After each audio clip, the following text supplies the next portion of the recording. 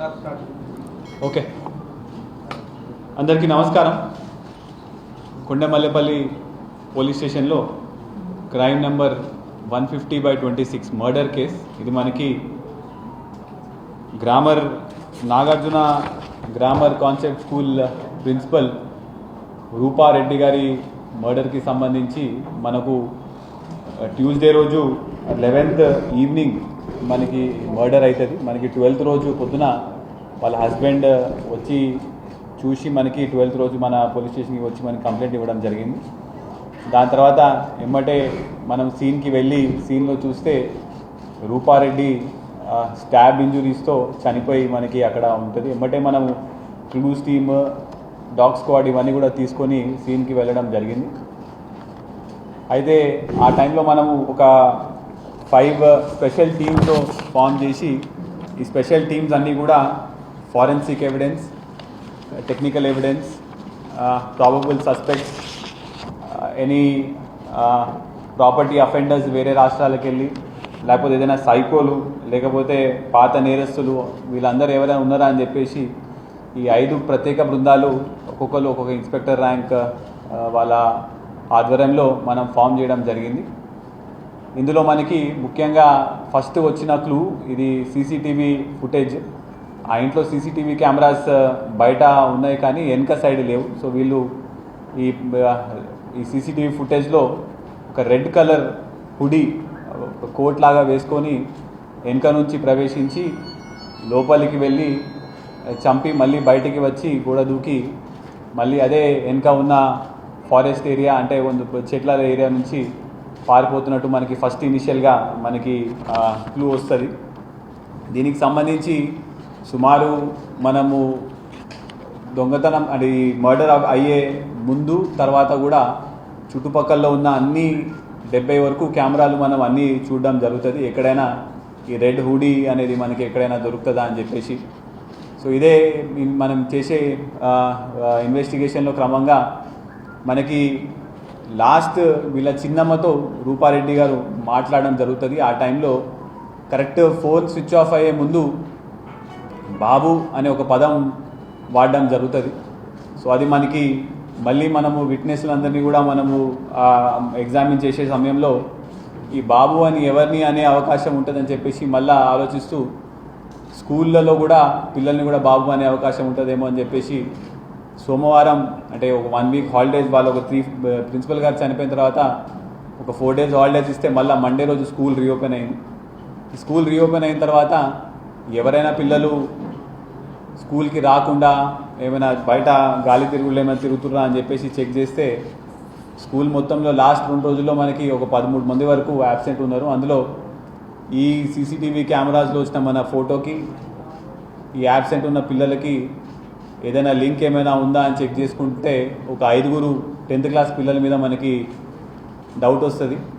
అందులో కూడా వాళ్ళ గురించి మనం బ్యాక్గ్రౌండ్ వెరిఫికేషన్ చేసుకుంటూ ఉంటే ఒక 2 10th క్లాస్ పిల్లలు అదే స్కూల్లో చదువుతున్న పిల్లలు గత 2-3 రోజుల నుంచి కూడా డబ్బులు బాగా ఖర్చు పెడుతూ జనాలు వాళ్ళ ఫ్రెండ్స్లలో కూడా పార్టీల్లాగా ఇచ్చుకుంటూ ఎక్కువగా గాలి తిరుగుతున్నారని చెప్పి సమాచారం రాగానే వీళ్ళిద్దరి మీద మనకు సస్పిషన్ వచ్చి మనం వీళ్ళిద్దరిని వాళ్ళ పొద్దున మనం వాళ్ళని పట్టుకోవడం జరుగుతుంది.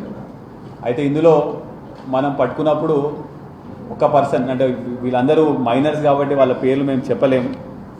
అందులో JCL1, JCL2. JCL1 దగ్గర మనం 1,54,000 వరకు క్యాష్ ఆయన దగ్గర దొరుకుతుంది. ఒక చిన్న ఐఫోన్ కూడా ఉంటుంది. ఈ క్యాష్ ఎక్కడి నుంచి వచ్చిందని అడిగే క్రమంలో కూడా నాకు నా తల్లిదండ్రులు ఇచ్చినారని చెప్తారు. కాకపోతే ఆ క్యాష్ మీద రక్తపు మరకలు ఉంటాయి. ఆ రక్తం కూడా మనము చూస్తే హ్యూమన్ బ్లడ్, ఎమ్మటే ల్యాబ్కి పంపిస్తే హ్యూమన్ బ్లడ్ అని చెప్పడం జరిగింది.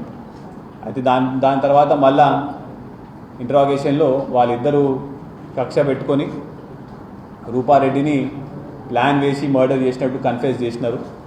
అయితే దీనికి ముఖ్య కారణం ఏంటంటే గత ఒక 15-20 days బ్యాక్ ఈ JCL1 హాస్టల్, అదే స్కూల్లో హాస్టల్లో ఉంటాడు. ఆ హాస్టల్లో అతని బ్యాగ్లో సెల్ ఫోన్ ప్లస్ కొంత మనీ దొరికిందని చెప్పేసి ప్రిన్సిపల్ గారు టీచర్ గారు అతన్ని మందలిస్తే అతన్ని హాస్టల్ నుంచి తీసి డే స్కాలర్కి షిఫ్ట్ చేస్తారు. ఆ సమయంలో పేరెంట్స్ ముందు ఇతనికి తిట్లు పడడము, అదేవిధంగా ఈ అబ్బాయికి బియర్ ఆల్కహాల్ కన్జ్యూమ్ చేయడం అలవాటు, అదేవిధంగా బైక్ అంటే కూడా బాగా ఆశ, ఇంకా ఇది ఉండేసరికి ఎట్టి పరిస్థితుల్లో మనము ఈ డబ్బులు సంపాదించాలి, ఏదైనా చేసి డబ్బులు సంపాదించాలని చెప్పేసి కరెక్ట్ ఈ ట్యూస్డే రోజు అంటే 11th రోజు స్కూల్ ఫీజు కలెక్ట్ అవుతుంది కదా, ఆ రోజు ప్రిన్సిపల్ దగ్గర కంపల్సరీగా డబ్బులు ఉండే అవకాశం ఉంటుంది. ఆ రోజు మనము ఆ ఇంటికి వెళ్ళి దొంగతనం చేసి ఆ డబ్బులు తీసుకోవచ్చని వీళ్ళు ముందే ప్లాన్ వేసుకొని 5 రోజుల ముందు నుంచి అంటే 11th రోజు అయితే 6th 7th ఆ రోజు నుంచే అక్కడ చుట్టుపక్కల ఉన్న కెమెరాలు కూడా వీళ్ళు రెక్కీ చేసుకుంటారు. అదేవిధంగా గ్లవ్స్ కొనడం జరుగుతుంది.